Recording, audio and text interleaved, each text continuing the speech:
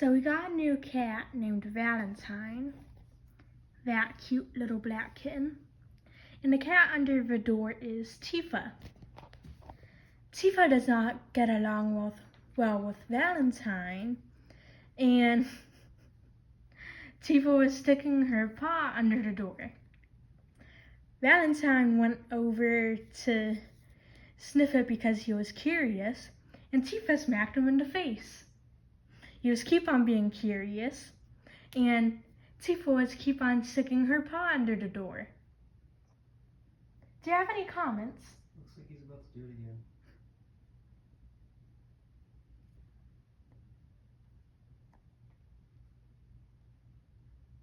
I want this to be short enough to be a short. You can cut it down later. I guess. Valentine is an all-black kitten. I got him from a friend. He's only 6 weeks old.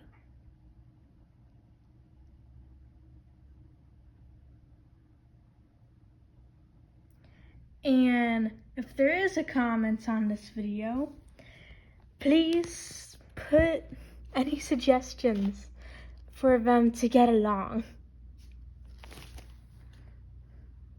Bye.